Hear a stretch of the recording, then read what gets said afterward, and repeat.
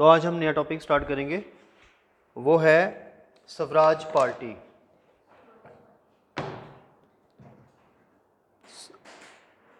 Swaraj party, heading दे दो Swarajists and no changers.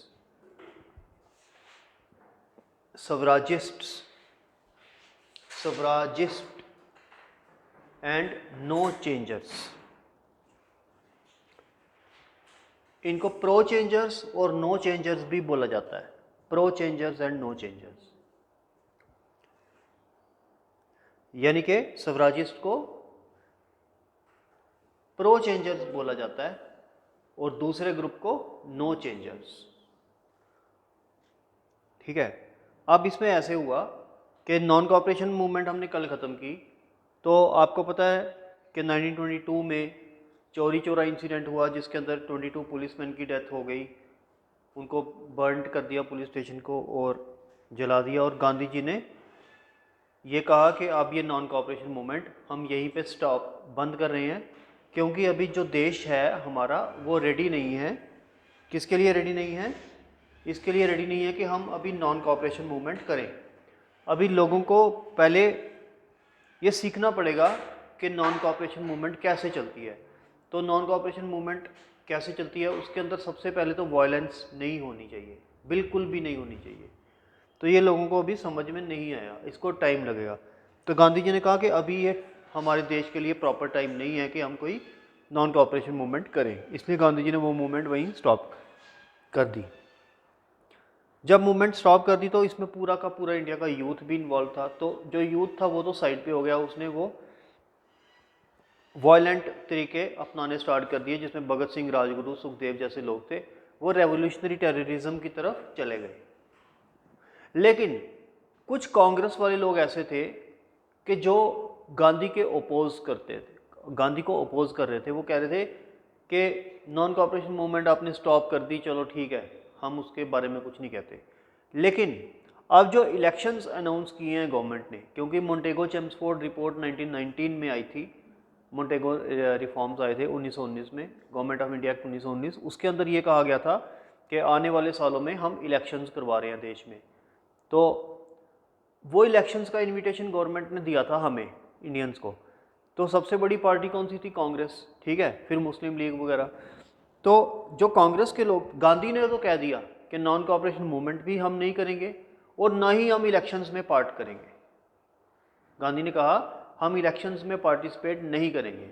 लेकिन कुछ कांग्रेस के लोग ऐसे थे जो कहते थे कि हमने इलेक्शंस में पार्टिसिपेट करना चाहिए, क्योंकि अगर हम इलेक्शंस में जीतेंगे और गवर्नमेंट में आएंगे तो ही कोई चेंज ला पाएंगे, क्योंकि अगर हम इलेक्शंस में पार्टिसिपेट करेंगे ही नहीं तो हम चेंज कैसे ला पाएंगे? तो हम तो आम आदमी हैं, आम आदमी तो कभी कोई चेंज ला नहीं सकता। और ऊपर से रेवोल्यूशन भी आपने बंद कर दी, नॉन कॉपरेशन बंद कर दी, तो हम क्या करें फिर? ठीक है। तो गांधी जी कहते कंस्ट्रक्टिव वर्क करते जाओ। यानी कि कंस्ट्रक्टिव वर्क क्या था? जिसके अंदर नेशनल एजुकेशन और स्पिनिंग व्हील्स वगैरह लगाना, यानी कि चरखा वगैरह चलाते रहना और लोगों के घर घर जाके एजुकेशन करते, इसको बोलते हैं कंस्ट्रक्टिव वर्क। ठीक है। आपको याद होगा कि नॉन कॉपरेशन मूवमेंट के दो एस्पेक्ट्स थे, एक कंस्ट्रक्टिव एक डिस्ट्रक्टिव, है ना। तो गांधी जी ने कहा डिस्ट्रक्टिव पार्ट हमने ख़त्म कर दिया है, लेकिन कंस्ट्रक्टिव अभी भी आप कर सकते हैं। तो कंस्ट्रक्टिव करते जाओ, उसमें कोई मनाही नहीं है, वो करते जाओ। लेकिन कांग्रेस वाले जो थे नेता, जो गांधी के ओपोजिशन में थे, वो कहते कि कंस्ट्रक्टिव में हमें इतनी ज़्यादा इंटरेस्ट नहीं है, बल्कि हम जो है वो इलेक्शंस में पार्टिसिपेट करें और इलेक्शन जीतें और गवर्नमेंट में आए और कोई नए बिल पास करवाए। ठीक है, उससे देश का ज़्यादा फायदा होगा।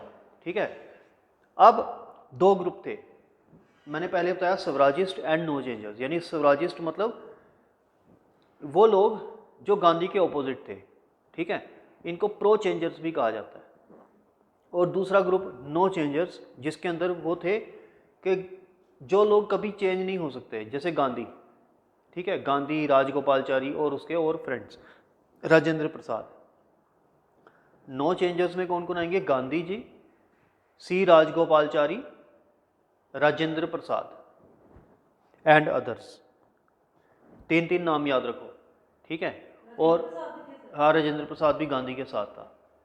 और दूसरी साइड पे स्वराजिस्ट में सी आर दास, मोतीलाल नेहरू, मदन मोहन मालवीय। सी आर दास, मोतीलाल नेहरू, मदन मोहन मालवीय, तीन तीन नाम बहुत है, ठीक है, एंड अदर्स, ठीक है। तो प्रो चेंजर्स क्यों बोला गया सी आर दास वाले ग्रुप को? क्योंकि ये चेंज चाहते थे। तो दूसरे ग्रुप को बोला गया नो चेंजर्स, ठीक है।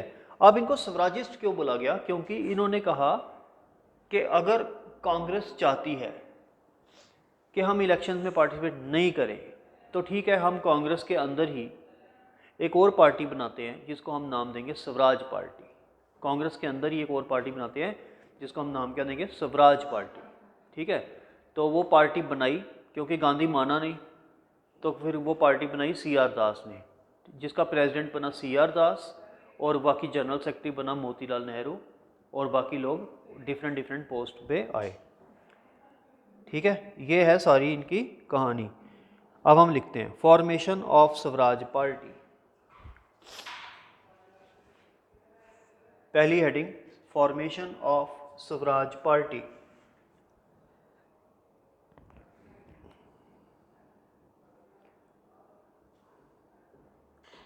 When the non-cooperation movement, when the non-cooperation movement was suddenly withdrawn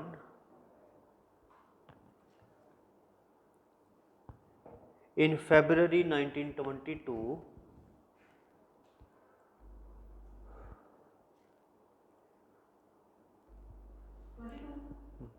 and Mahatma Gandhi, February 1922, and Mahatma Gandhi was arrested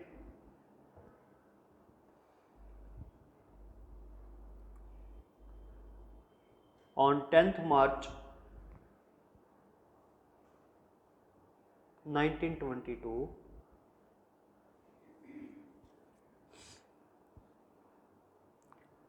there was widespread disappointment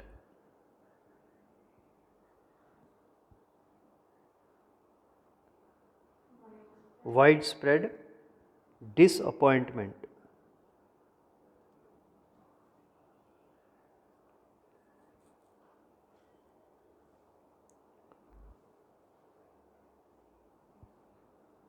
next para. At this stage,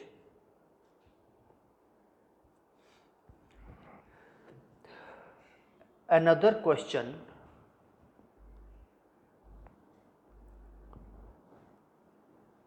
that arose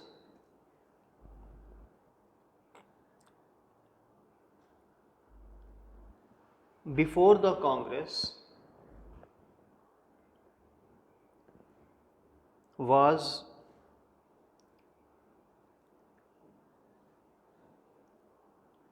whether to participate in the forthcoming elections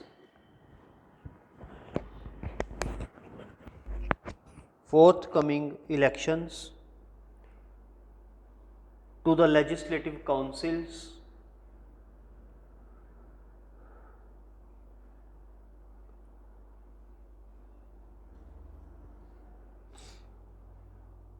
or not. Next para. C R Das and Motilal Nehru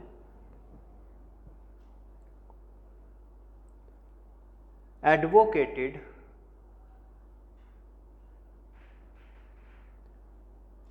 entry into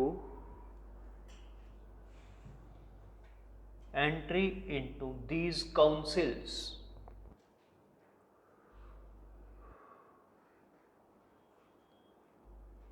to end or mend them, to end or mend them, full stop.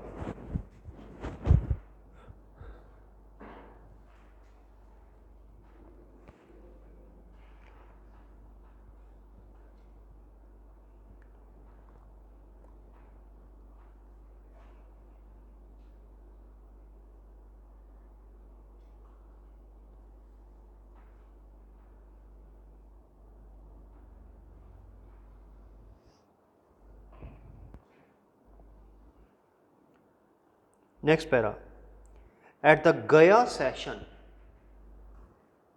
गया GAYA Bihar में है, बोध गया पूरा नाम है। Gaya session of the INC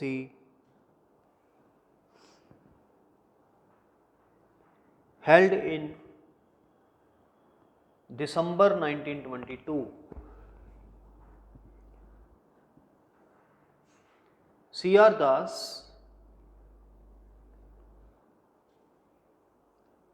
as the president, कौन था इसका president? C.R. दास, बाद में इसने रिजाइन कर दिया था इससे।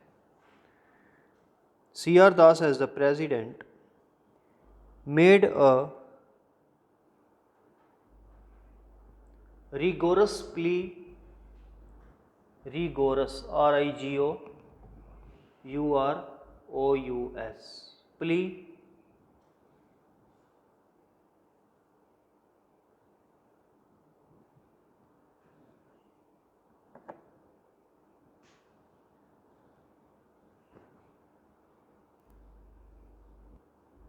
for council entry,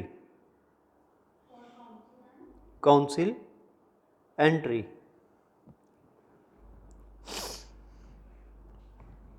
तो C.R. दास ने कहा कि हमें काउंसिल एंट्री करनी चाहिए, यानी कि हमें इलेक्शंस में पार्टिसिपेट करना चाहिए। But the orthodox Gandhian group,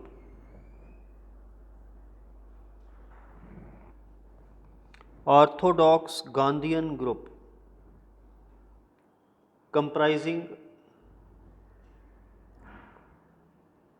C. Rajagopalachari, C. Rajagopalachari, doctor Rajendra Prasad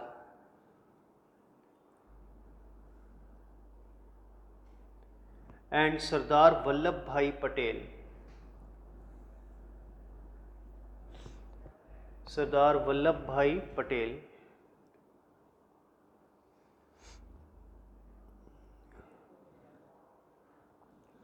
who were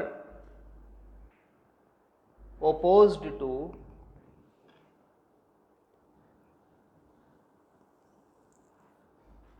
the council entry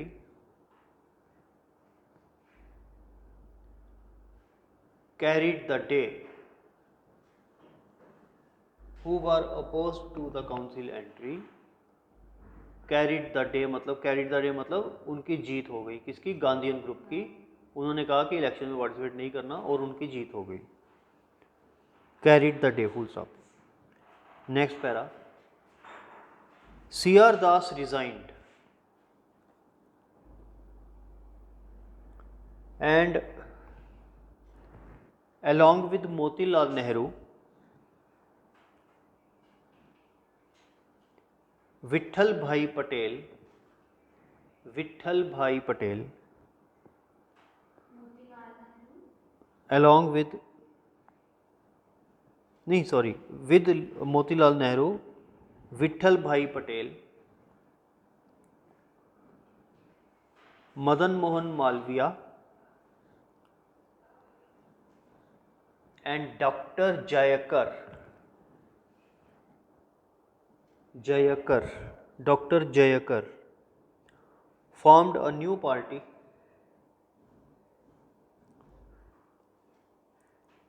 within the Congress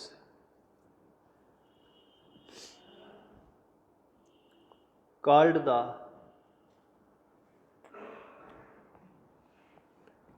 Congress Khilafat Swaraj Party, Congress Khilafat Swaraj Party on 1st January 1923।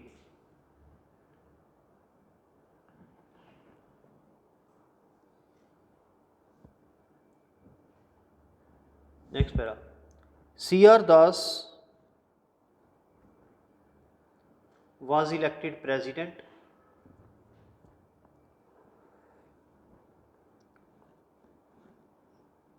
and Motilal Nehru became one of its secretaries.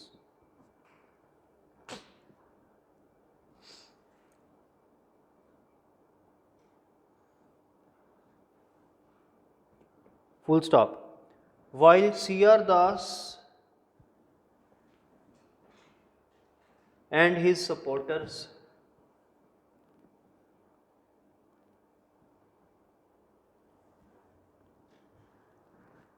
were known as pro-changers,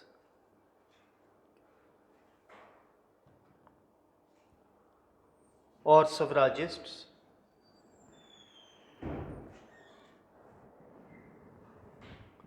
the orthodox Gandhians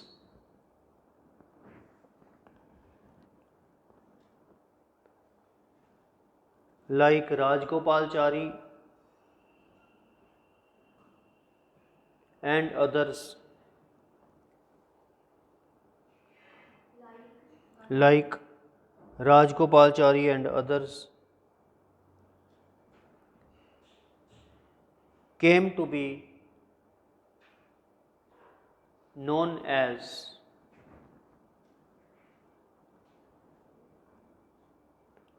no changers.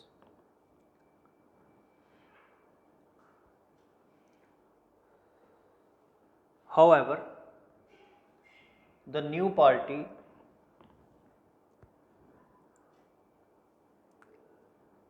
always kept in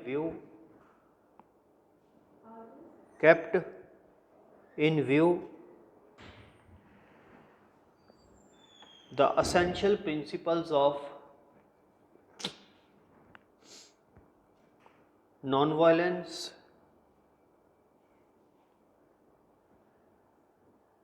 and non-cooperation,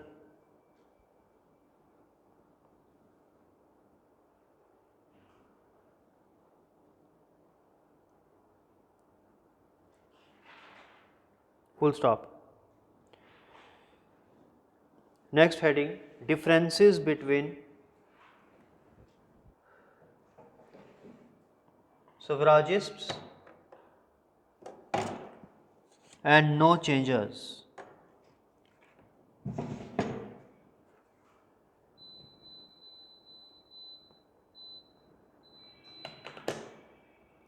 ये question भी आता है अलग से। तो क्या differences थे?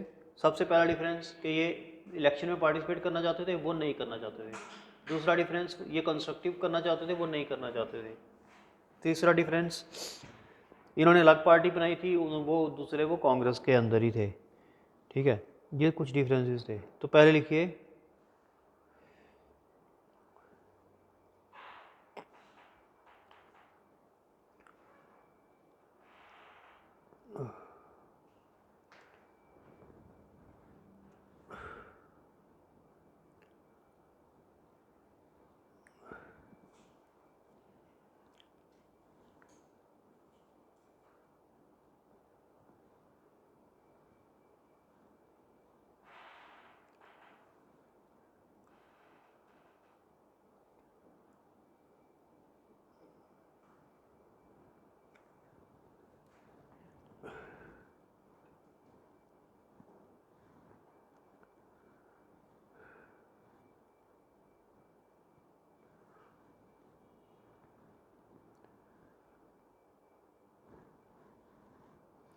Gandhi ji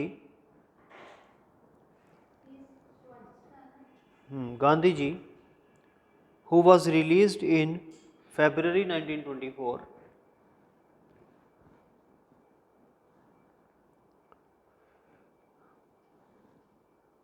did not like the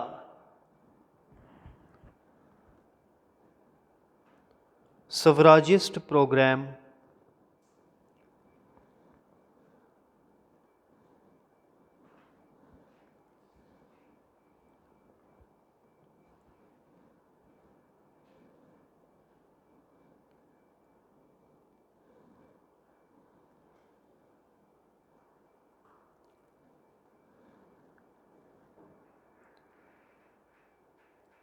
full stop. nor could he restart the non-cooperation movement. तो गांधी जी ना तो अब जब जेल से बाहर आए ना तो उन्होंने स्वराजिस्ट को सपोर्ट किया, ना ही उन्होंने ये कहा कि मैं मूवमेंट दोबारा स्टार्ट करूंगा। तो उन्होंने क्या किया कि जो स्वराजिस्ट काम कर रहे थे उसके ऊपर अपनी स्टैंप लगा ली, कहा ये ठीक है। So therefore in 1925 a compromise was reached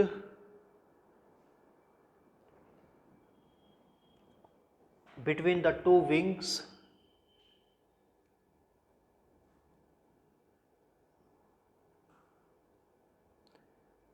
and freedom was given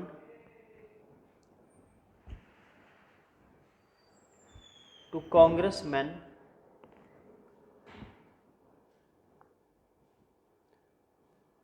to do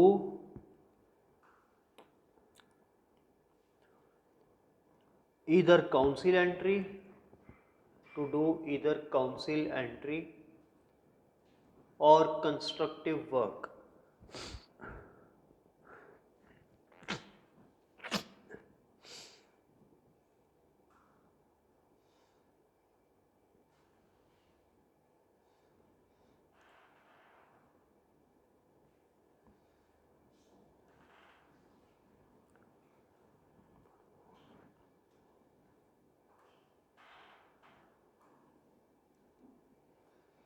Both the groups, however, remained loyal to Gandhiji. Both the groups, however, remained loyal to Gandhiji.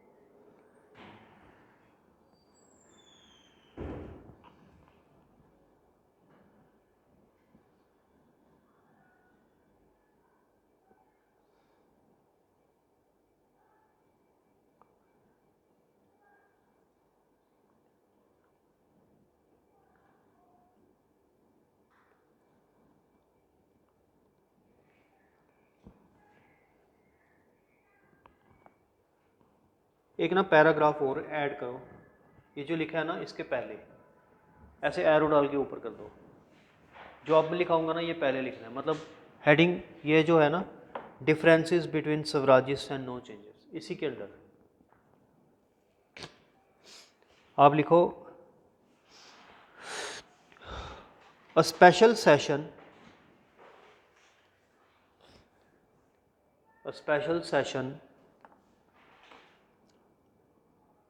of Congress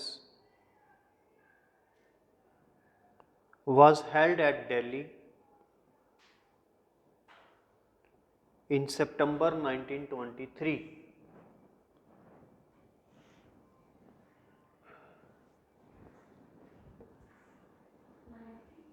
September 1923। Swaraj party कब बनी थी? 1 जनवरी 1923।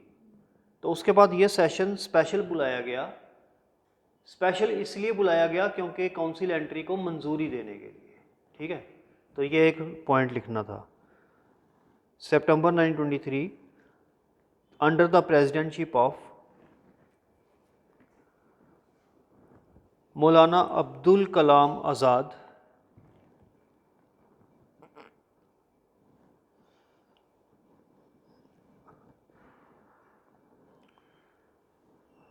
full stop, in this session the program of council entry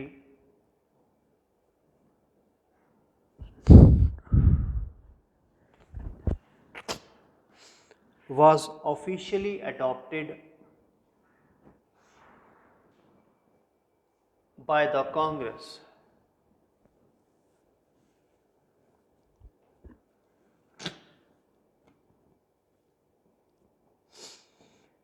एक ये था,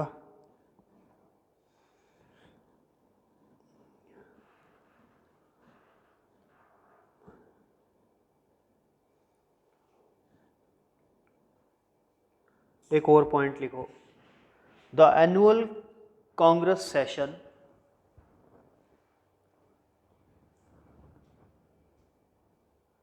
of December 1923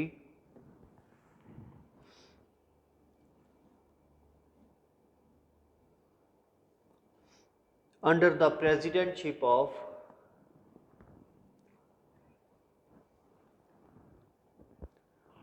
Maulana Muhammad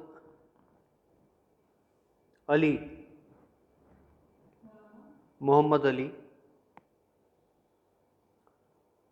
put its seal on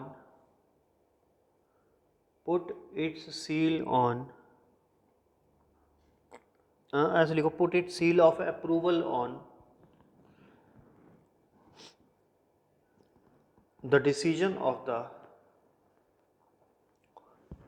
Delhi session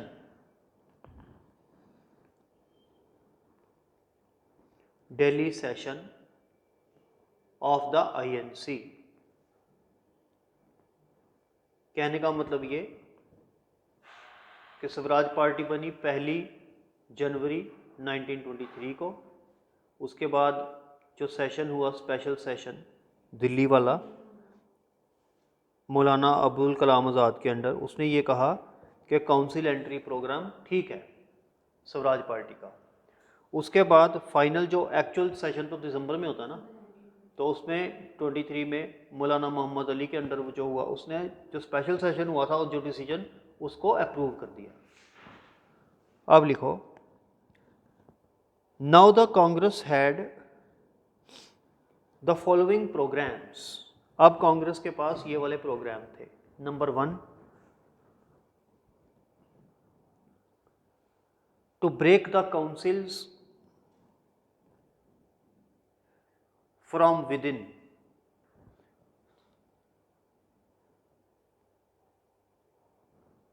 councils क्या होती हैं? जहां इलेक्ट होकर जाना होता है, तो उनको ये कहते थे, उनको मेंड करना या एंड करना, एंड और मेंड देम। क्वेश्चन ये भी आ सकता है, इसका मतलब क्या है? इसका मतलब है हम काउंसिल में जाएंगे, इलेक्ट होकर जाएंगे उनमें, वहाँ पर जाके हम बिल प्रपोज करेंगे। अगर गवर्नमेंट हमारे बिल मान लेगी तो वो लॉ बन जाएंगे, तो वो हो गया मेंड, हो गया। क्या हो गया? मेंड। किसी चीज़ को रिपेयर करना, हमने मेंड कर दिया। अगर गवर्नमेंट उनको पास नहीं करेगी या वो पास नहीं होंगे, तो हम फिर काउंसिल्स को ही एंड करने की कोशिश करेंगे, यानी हम रिज़ाइन कर देंगे, यानी कि काउंसिल्स एंड हो गई। ठीक है ना? तो एंड और मेंड देम। ठीक है, तो यानी एंड कैसे हुआ? रिज़ाइन देने से कोई चीज़ एंड थोड़ी हो जाती है। रिज़ाइन देने से एंड कैसे? ऐसे हुई कि 1919 गवर्नमेंट ऑफ इंडिया एक्ट में ये कहा कि आप लोग इलेक्शंस में पार्टिसिपेट करो, काउंसिल में आओ और लॉ पास करो। लेकिन जब वो इलेक्शन भी उन्होंने लड़े, काउंसिल में भी आए, लेकिन अगर तब भी लॉ पास आपने नहीं करने दिया गवर्नमेंट ने, तो फिर काउंसिल का फ़ायदा क्या है? इसलिए जब उन्होंने रिज़ाइन किया, इसका मतलब उन्होंने काउंसिल को भी एंड कर दिया एक किस्म से। ठीक है ना? यानी कि गवर्नमेंट की बनाई गई चीज़ नाकाम हो गई। ठीक है ना? तो to break the councils from within, and number 2, to implement the constructive programme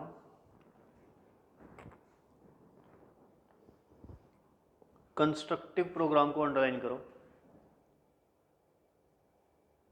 to implement the constructive programme in the countryside.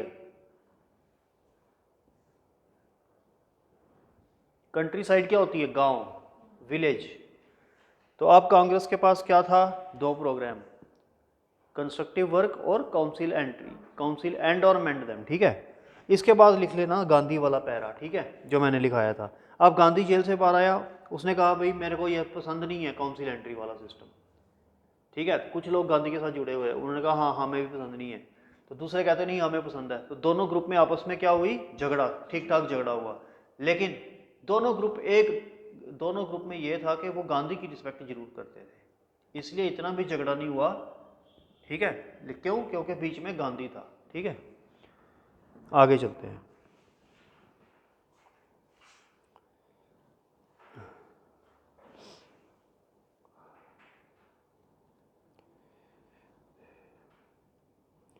सो गांधी के पैरे के बाद ये लिखो, आपने लिखा था both the groups respected Gandhi. ठीक है, आगे लिखो,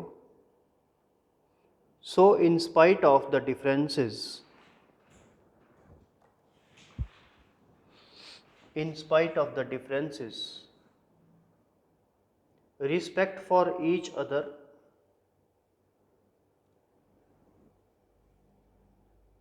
differences के बाद कॉमा है, in spite of differences comma respect for each other and the basic unity of the party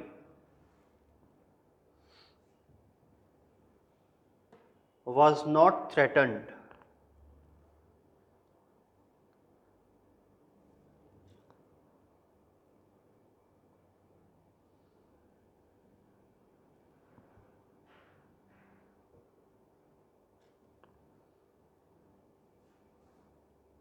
was not, unity of the party was not threatened।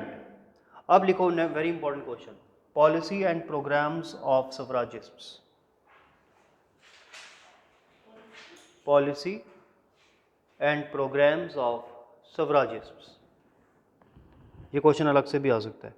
तो सबसे पहले सफराजिस्ट ने क्या क्या पॉलिसीज थी इनकी और क्या क्या प्रोग्राम्स थे। सबसे पहले ये सारे वकील थे, सी आर दास भी वकील था, मोतीलाल नेहरू भी वकील था, मदन मोहन मालवीय भी वकील था, ये सारे एडवोकेट्स थे, इनको कॉन्स्टिट्यूशन का अच्छे से नॉलेज था। तो सबसे पहला पॉइंट इनकी पॉलिसी ये थी कि कॉन्स्टिट्यूशन को एडवांस करना, यानी कि कॉन्स्टिट्यूशन अब तक जितना बना है, हमने आपको फर्स्ट लेक्चर में ही करा दिया, सेकंड लेक्चर में करा दिया था, रेगुलेटिंग एक्ट 1773 से लेकर ऑनवर्ड्स कुछ एक्ट्स कराए थे, है ना। तो वहाँ से हमारा कॉन्स्टिट्यूशन बनना स्टार्ट हुआ था 1773 से लेकर अब तक क्या बना है, लास्ट एक्ट कौन सा है अभी तक, 1919 वाला एक्ट। तो ये उसके और आगे जा रहे थे कि और ज़्यादा कॉन्स्टिट्यूशन में अच्छी चीज़ें लाई जाएं। ठीक है, तो पहला पॉइंट इनका कॉन्स्टिट्यूशनल एडवांसमेंट के लिए था। दूसरा, ये सिविल लिबर्टीज़ मांगते थे। सिविल लिबर्टीज़ आजकल हम उनको बोलते हैं फंडामेंटल राइट्स, जो कि हमें अंग्रेज़ों ने नहीं दिए, 1947 तक नहीं दिए। ये मांगते रहे, उन्होंने कभी नहीं दिए, ये मांगते रहे, उन्होंने कभी नहीं दिए। तीसरा पॉइंट, इन्होंने बजट जब भी गवर्नमेंट लाती थी ना, तो जब भी ये पावर में थे ना, ये स्वराज पार्टी एक ही साल थी, तो उन्होंने फिर सी आर दास की डेथ हो गई थी, तो फिर वो सबने रिज़ाइन मतलब ज़्यादा चली, इसके बाद सी आर दास की डेथ के बाद इतना वो चला नहीं, तो फिर बजट पास नहीं होने देते थे गवर्नमेंट का, क्योंकि ये कहते थे बजट में ये लाओ, गवर्नमेंट मानती नहीं थी। गवर्नमेंट स्पेंड किसके ऊपर ज़्यादा करती थी, डिफेंस के ऊपर, ऐसी चीज़ों के ऊपर, लेकिन ये कहते थे एजुकेशन के ऊपर करो, हेल्थ के ऊपर करो, लेकिन वो उन पर स्पेंड कम करते थे। ठीक है, फिर ये कहते थे इंडिजीनियस इंडस्ट्री को डेवलप करो, यानी देश की हमारे जो इंडस्ट्री है, मेक इन इंडिया, वो लेकर आओ, लेकिन वो करते नहीं थे। ठीक है, तो फिर ये कहते थे कि अपने ऑफिस से रिज़ाइन दो, मेंबरशिप से रिज़ाइन दो, ये सारा कुछ ये कहते थे। ठीक है, तो ये 6-7 पॉइंट है। तो पहला पॉइंट लिखो, constitutional advancement,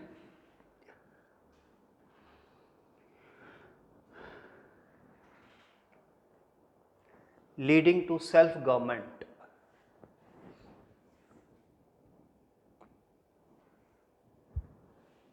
constitutional advancement leading to self government. Number 2, demand of civil liberties,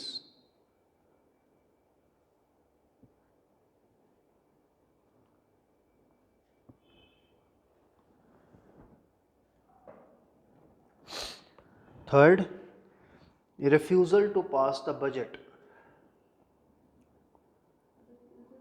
pass the budget. Number 4, release of political prisoners,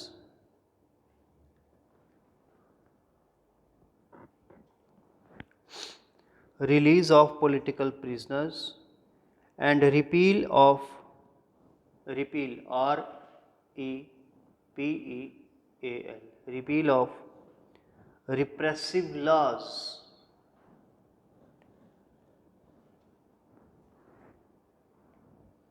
Then next, development of indigenous industries.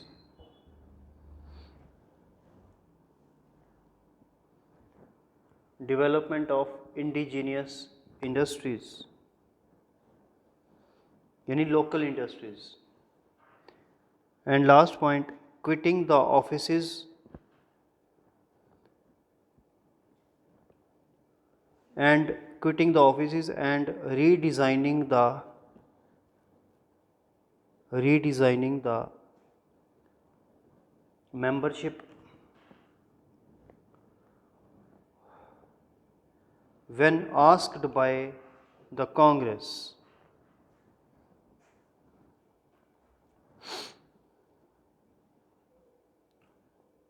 Next para. The ultimate aim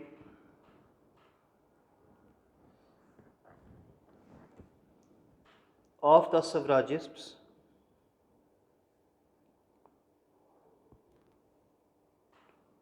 was same as that of Gandhi ji,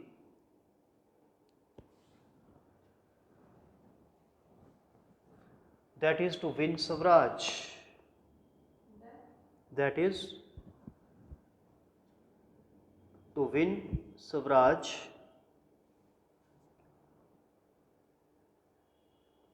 which at that time meant, the ultimate aim of the suffragists was same as that of Gandhi, that is to win Swaraj,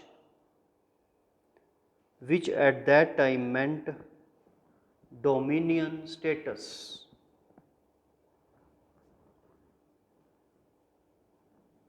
Within the British Empire.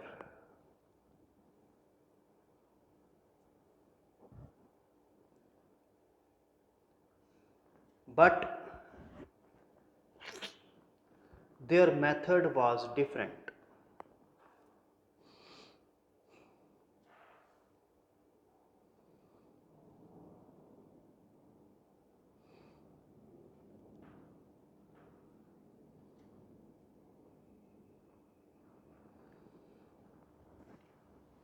अब लिखो elections, heading लिखो elections.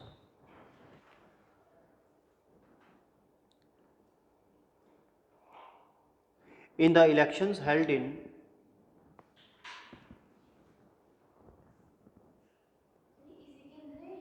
Elections का इसी के under ही है, मतलब जो elections की बात हो रही थी अब इलेक्शंस का रिजल्ट के बारे में लिखिए. इलेक्शंस में लिखो in the elections held in November 1923,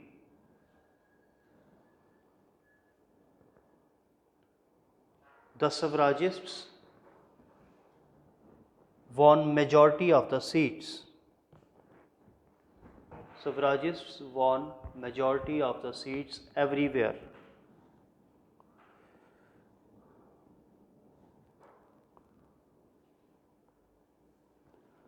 The party was in majority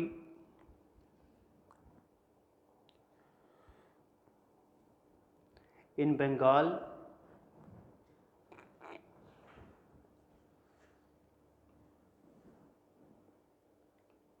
and central provinces.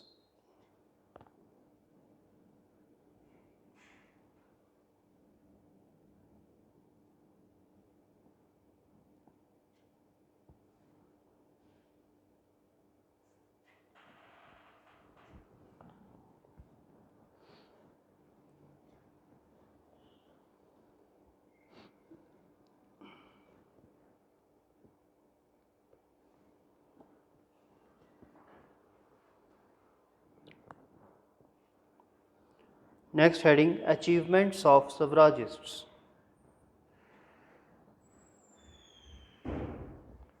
तो अचीवमेंट्स क्या क्या थी जब ये गवर्नमेंट में आए? तो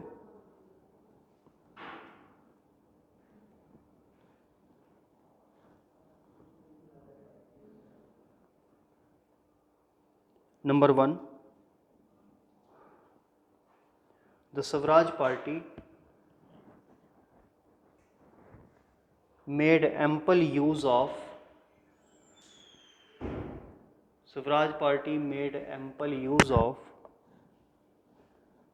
legislatures for propaganda.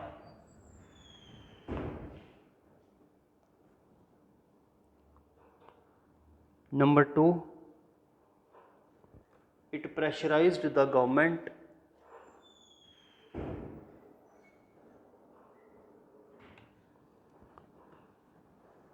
to accept some Indian demands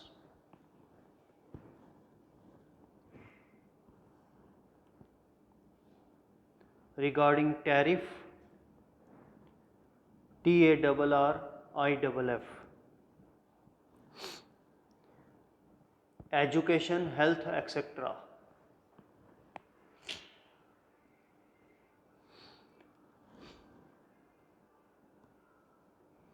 Next, the Muddiman Committee,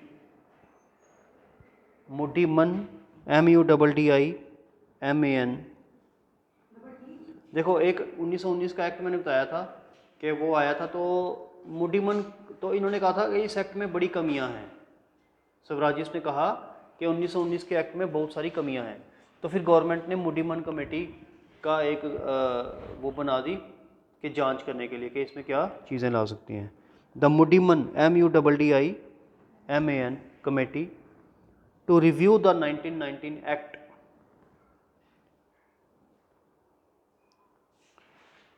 was the result of 1919 Act was the result of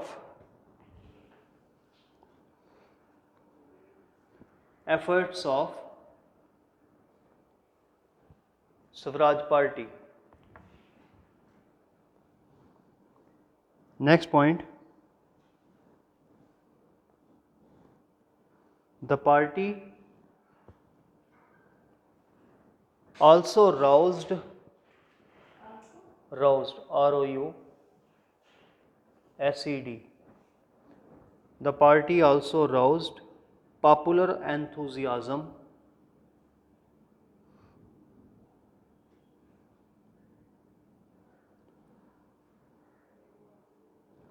on several questions.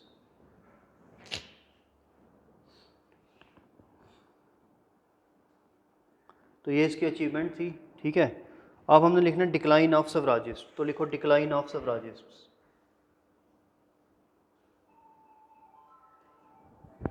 तो जैसे मैंने बताया था 1925 में CR दास की डेथ ही हो गई थी, ठीक है। तो सबसे बड़ा ब्लो तो ये लगा, तो लिखो the सवराजिस्ट्स were dealt the most severe blow, SEVERE blow in the death of CR Das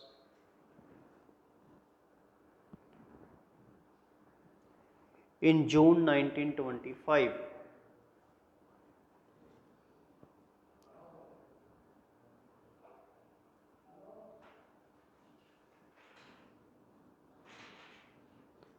Full stop. Political developments of the period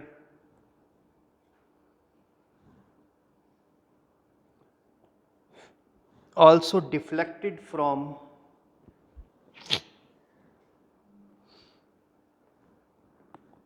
the effectiveness of the party.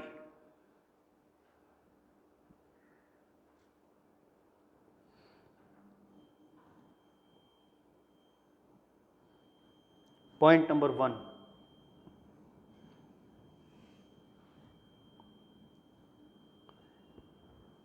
In the apps. अब ये political events क्या हुई जिसकी वजह से Swaraj party week हो गई।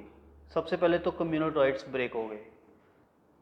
First point, in the absence of a mass movement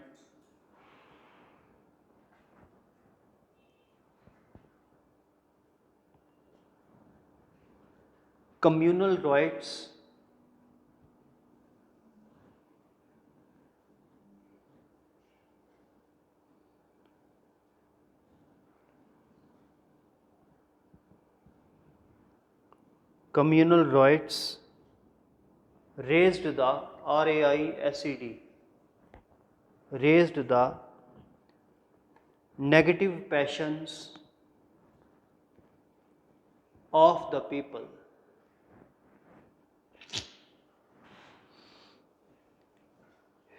making council politics irrelevant। जब कम्युनल राइट्स हो रहे थे तो ये काउंसिल में जाके क्या काम करते है ना, बाहर के राइट्स की तरफ देखते या काउंसिल में जाके काम करते है ना। नंबर 2, ठीक है, council politics irrelevant. Number 2, the politics of obstruction, किसी चीज को रोकना, obstruction had already reached the limit,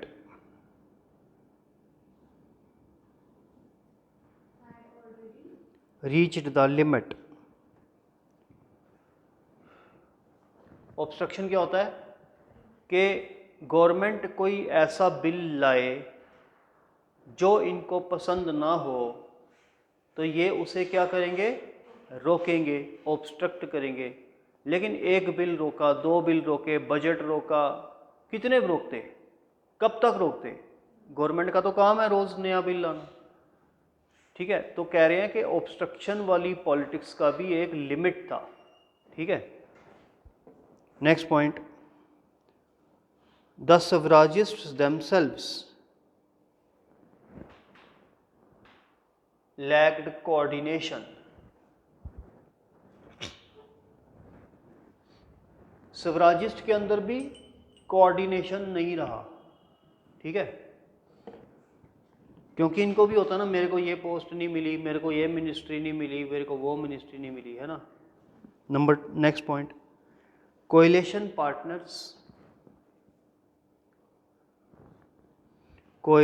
partners of the Swaraj party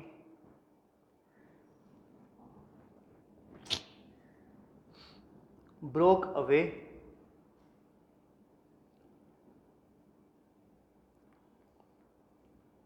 from its policies। तो जिनके साथ मिलकर गवर्नमेंट फॉर्म की थी, स्वराजिस्ट ने कोएलिशन फॉर्म की थी, वो कोएलिशन भी टूट गई। Next point, last point, a split in the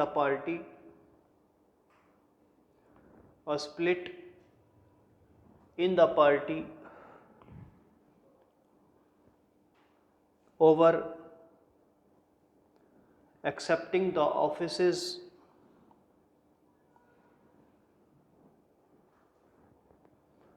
and formation of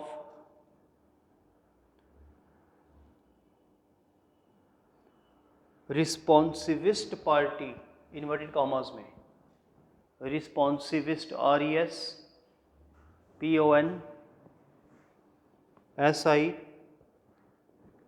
RESPONSIVIST party led by NC Kelkar,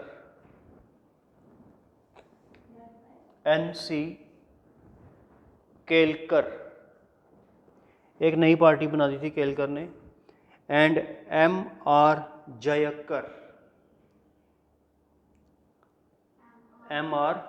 JAYAKAR, put the last nail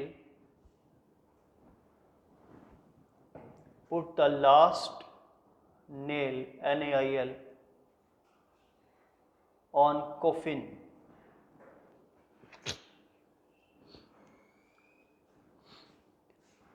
COFFIN। ठीक है जी, ये हो गया। अब ये टॉपिक यहाँ पे ख़त्म हो गया। तो अब कल हम जो है वो नया टॉपिक करेंगे और सैटरडे को टेस्ट होगा। टेस्ट में लूँगा टाइम के मुताबिक, ठीक है, टाइम रख के टेस्ट लूँगा, जैसे मेंस में होता ना उस हिसाब से टेस्ट लूँगा, ठीक है। तो आज सैटरडे को टेस्ट है।